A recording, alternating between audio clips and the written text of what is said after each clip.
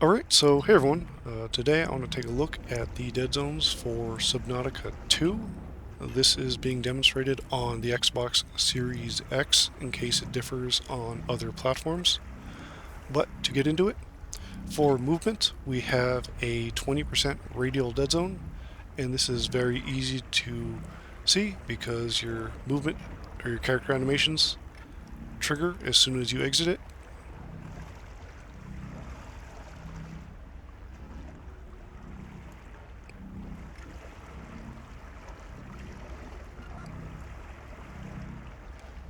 And for movement, you are given full diagonal movement, and that's represented by the screen region. So if we run against this wall, we can see that when we move across the horizontal axis, the character switches directions. So the angles are being conveyed properly. And we can try to do that moving around the vertical axis, demonstrate that.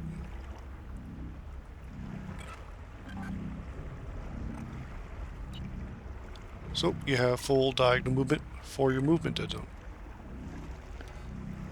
I wasn't able to test the movement curve. There simply wasn't enough walk range to do so. But it does appear to be granular and maybe even closer to linear, but you can see that you start out very slow, and then the more you push the stick, the faster you move. And that can be demonstrated underwater, where you can see that putting slow makes you move slow, and as you move the stick further, you move faster.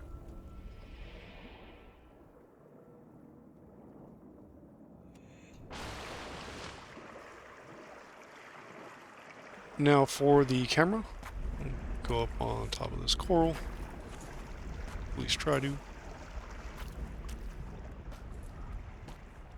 The camera, we have a gigantic, about 52%, what I've been calling a bloated axial dead zone, and it looks quite a bit more radial here, but these dead zones are created by having an axial dead zone being placed on top of a radial dead zone. In this case, the radial portion is 50%, and the axial portion seems to be about 4%. And the radial portion being much larger than the axial means that the general central dead zone shape is more circular. However, the axial dead zone is warping it a little bit to move to points in the corners.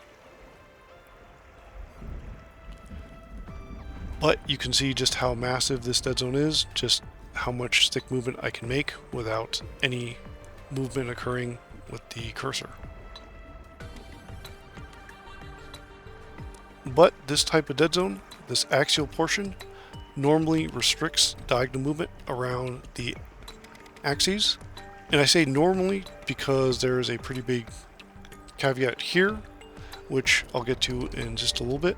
But normally, within these blue regions, your diagonal movement is limited. So if I was moving within here, I'd only be moving perfectly horizontally, and that's sort of what it looks like here. And if we around here, if I moved around this region, this blue region, you can see that no horizontal movement is occurring. The caveat here is that when testing around this horizontal axis, what I do is just move the stick until I start seeing the camera begin rotating, and I was able to at least visually confirm movement in this shape. However, when testing around the vertical axis, what I do is hold the stick at a position, say right here, and just hold it for a few seconds, then center the stick, and then move down. And if there was any downward movement, that means that there was vertical movement, meaning diagonal movement in this case, and so it's deviated from the perfectly down position. And when testing along this vertical axis, I saw at least downward movement occurring with any value, so there might not be any restricted diagonal movement here unless there's some other quirk going on. It could be that they have preserved the diagonal movement but used this specific type of dead zone for the magnitude calculations. However, another curve issue can make this a little more complicated. But getting to the curve, what we have here is an about 2.3 to 2.4 degree power function. And so that starts very slow and then builds up faster as you move the stick to its maximum. And this is a relatively common kind of intensity of a curve in games. However, with this massive dead zone, that slow starting speed can sort of feel like additional dead zone, so that might not be ideal in this specific scenario.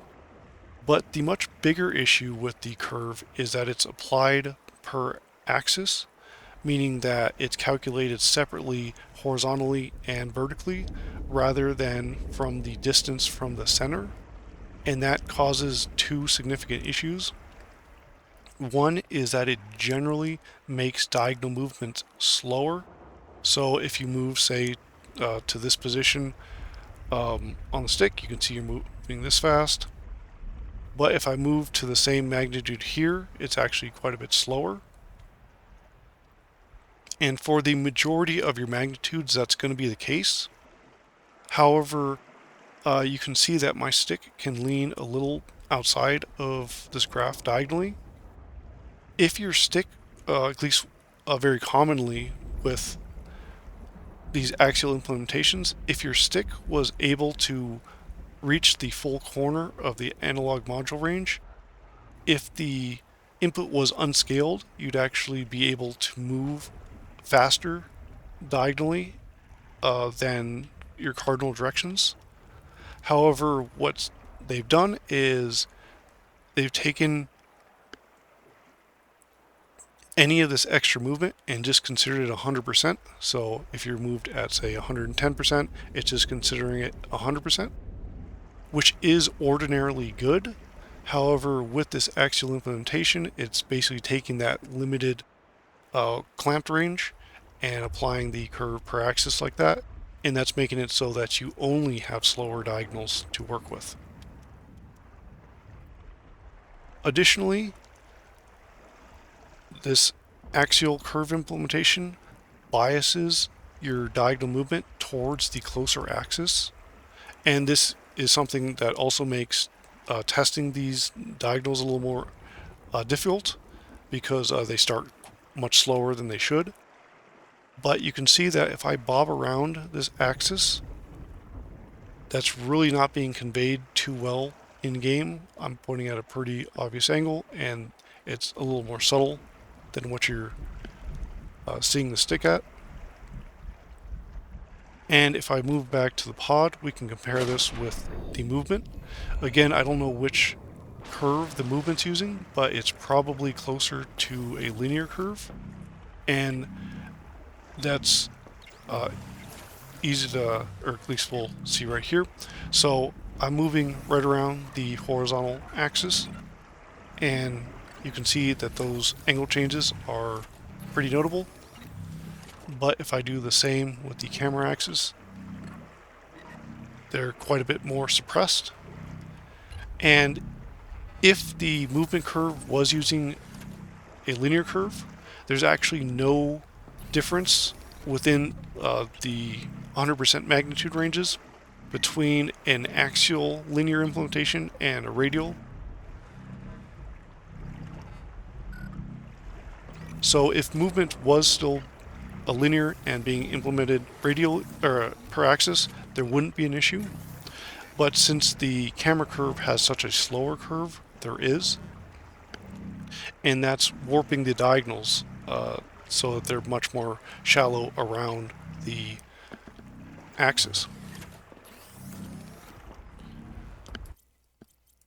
As far as the sensitivity, the horizontal and vertical sensitivity sliders are weighted the same. So if you have them set the same, they'll be the same. So that's good. The issue is that it seems in my test that the default value, this 45, is the same as the maximum sensitivity. So I'm going to go back to this coral, so I'm not fighting with the waves. But you can see that this is the sensitivity at 45, and I tested this to be about 182 degrees per second. And if we max this out to 100,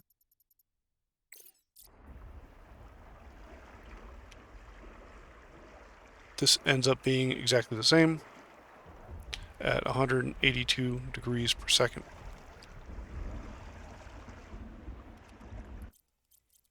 Setting this to the minimum value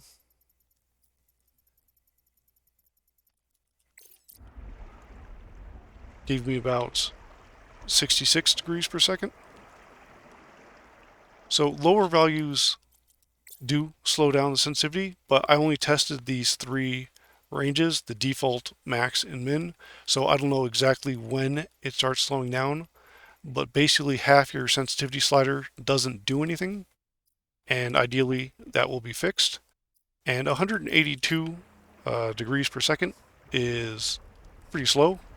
So it'd be nice to see, the sensitivity almost doubled. And since if that's the value at 45, if they fix it and make 100 faster, then that'll fix that right there. But that about covers things. So this game just released in early access, so hopefully there's quite a bit of time to see some improvements made. Movement is quite good, so there's no real issues there, but the camera does need significant improvements. The first thing would obviously be to make the dead zone smaller. So getting rid of this axial dead zone entirely would be good, so to not alter the shape and make the dead zone completely radial. And if there is restriction from this implementation, it would get rid of that.